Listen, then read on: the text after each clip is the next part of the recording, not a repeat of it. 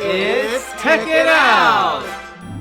In this week's episode, Greg will show you how to spice up your videos by adding special effects with Keynote and iMovie. And Simon's going to show you how to copy HTML text and paste it into documents without the formatting. And Geoff will share with you a newbie and a pro Google Doc tip with a little something extra at the end. And Mike's got a quick tip to use Google as a countdown timer. Check it out! Are you tired of making and watching videos with the same old boring iMovie tools and effects? Well, today I want to show you how you and your students can turn your video production skills up to 11 by using Keynote as a virtual green screen to create custom animations.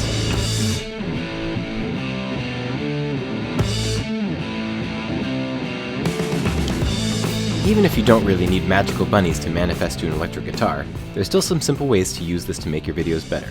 My favorite is custom text animations. To get started, open up iMovie, create a new project, and select Movie. If you click on the Titles button, you'll see that iMovie already has some text tools, but they're actually quite limited with what you can do with them. So instead of using one of these iMovie titles, we're going to click Backgrounds and then scroll down to find a plain black background. This is really just a placeholder. The really cool thing about this tool is that you can insert your own custom text on top of anything.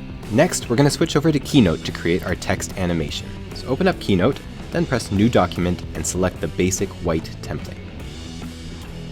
Once you're in, delete all the text boxes that are there, and then navigate over to the Format bar to change the color of the background to a nice green like this one. Next, click on Text up top to add the text that you'd like to animate. I want to make a Law & Order style video, so I'm going to type Principal's Office, 9:28 a.m. And this is where the advantages of using Keynote for your titles really become apparent. You have way more fonts to choose from, and you have total freedom over where you place the text on the screen. Now, to add my animation, all I have to do is select the text, and then go up to the Animation button in the upper right-hand corner. Every animation is made up of 3 parts. The first one is a build-in, which makes objects appear, an action, which makes them do something, and a build-out, which makes them disappear. I'm going to add a build-in by clicking Add on Effect, and then by clicking Keyboard to make it look like my words are being typed on the screen. You can customize your animation by changing the duration, direction, special features, and by choosing whether to deliver all the words at once or word by word. Now I'm going to choose a build-out to make my text disappear. And as you can see, there's about 30 to choose from. I'll go with Blast. Once we're happy with our animations, the last step is to go to the Build Order menu and make sure that they play automatically. To do this, select all the animations, and then in the Start menu, change it from On Click to After Previous Build. Then you can click the Preview button to give it one last check before we export it to iMovie. It's looking good, so I'm going to close the Build Order menu and then navigate over to the File menu and select Export to Movie. A dialog will pop up with the Movie menu. We want it to self-play, and we want no delay between the slides or the builds, so change both of these numbers to 0. Check that the resolution is high, and then press Next to save your video.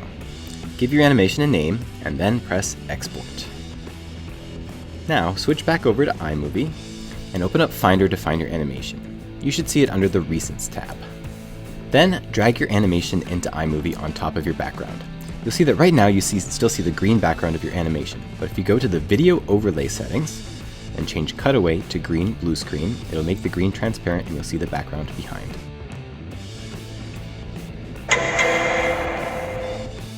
That's seeming pretty Law & Order-y, so I'm happy with that. But the really cool thing about using a green screen for your titles is that you can change the background to absolutely anything. A different background, a photo, or even a video. And that's how to create custom text animations using Keynote and iMovie. If you do want to get a bit fancier, here's how to create animated special effects like you saw at the beginning of this video. To get started, you'll need the same basic setup that we use for text animations, a new iMovie project, a blank Keynote presentation, and this time we'll need a Chrome window as well. To start off, you'll need to capture the raw footage for your video, so I'm just going to open up Photo Booth and create a short video there. You can capture your footage with any app or device, it really doesn't matter. Just try to keep it simple and remember to leave enough time and space for your animation to appear. So here I'm going to have it appear on my shoulder and then move away. Once you've captured your footage, drag it into iMovie and then try to find roughly the frame where you'd like your animation to appear. Then take a screenshot of that frame by pressing Command-Shift-4 and dragging over the part of the window that you'd like to capture. Now switch over to Keynote, drag in your screenshot and size it to fit the slide. This will act as a guide for placing your animation. Now it's time to find a fun image to animate. If you're having students make videos, I would recommend using the Explore feature in Google Slides to find rights-cleared images. Create a new slideshow by typing slides.new, then delete the text boxes and navigate down to the Explore button in the lower right corner. I'm going to search for elephant and then navigate to the Images tab to find my picture. You should look for a picture that has a simple background or ideally a transparent one, like this.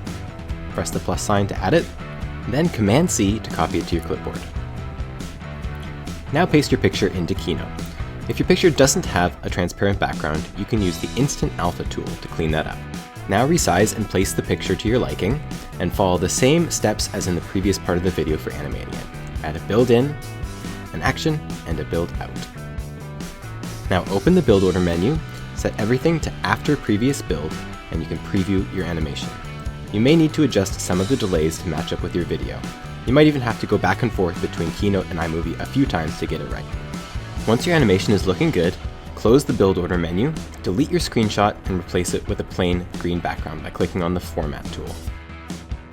Now follow the same steps as in the previous part of the video to get your animation into iMovie. Export your animation as a movie, switch over to iMovie, and drag it into your timeline. Open up the video overlay settings, and then switch cutaway to green blue screen. Now your animation will appear on top of your video, and it's just a matter of adjusting it on the timeline to have it show up where you want it to show up. If the timings are a bit off, you can always go back to Keynote, adjust the delays in your build order, and re-import the animation to iMovie. And that's it! I hope you use some of these tricks in your next movie, or better yet, show them to your students and you'll be amazed at what they can do.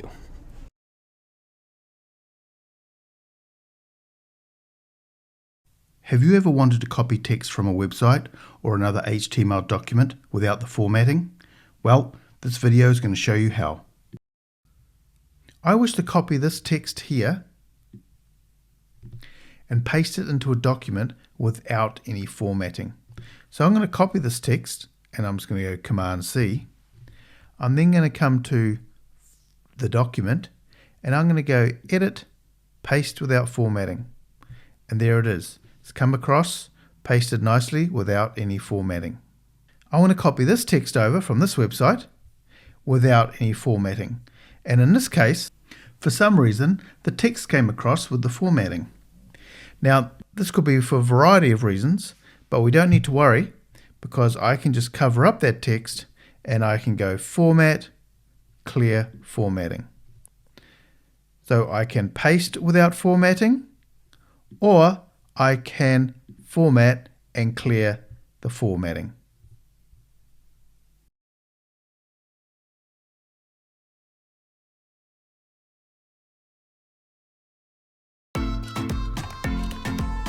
Number 1. The noob tip. You know what it's like. You're in an important meeting and everyone's on the same Google Doc. Then suddenly, you get distracted by something mega important. You return to the doc only to be lost, to not have a clue where anyone is or what you're supposed to be doing. You don't want to ask anyone where we are or what we're up to, but how do you look cool and professional and get back to where you're supposed to be? Well, there is an easy solution to this dilemma, one that gets you back in the game without looking like you were distracted at all. You know when multiple people are in a dock and you can see who else is in the dock by the series of heads at the top? The cool thing is that if you click on one of their heads, it takes you straight to that part of the dock where their cursor is or where they're editing. It's super useful for finding where everyone is, or to find that one student who's not where they're supposed to be. Number 2, the pro tip. Checkboxes are super useful. You can use them for to-do lists, for making sure you've done everything you need to do, for marking student work, or a heap of other uses. They conveniently get crossed out when you tick the box next to them, although sometimes you don't want the text to be crossed off, but there's no option in a Google Doc to change this. But like most things, there's a workaround. What you need to do is to create a table with 2 columns. You add your checkboxes only to the first column. Then you add your text to to the second column.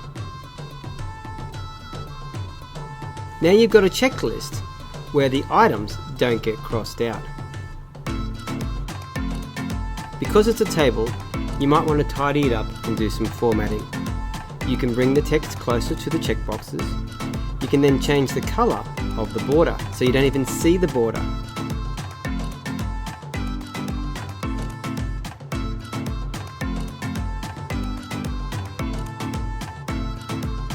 Then, if you go to Format and Table Properties, you can change how close together the text is. So it ends up looking like a normal text box that's not in the table. But the really cool thing is now that when you click off your items on your checkbox, the list doesn't get crossed out. Well, there you go. 2 Google Docs tips. A noob one and a pro one. And as an extra added bonus, if you click on the link below the Check It Out video, it'll take you to a Wordle Sheets template that you can use with your class. You can put your own words in there, share it with the students, and you can play Wordle as many times as you like in any class, if Wordle still is a thing. Have a great Check It Out.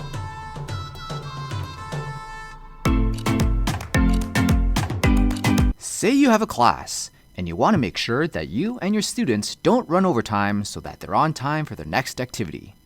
You could set an alarm, but that takes a while.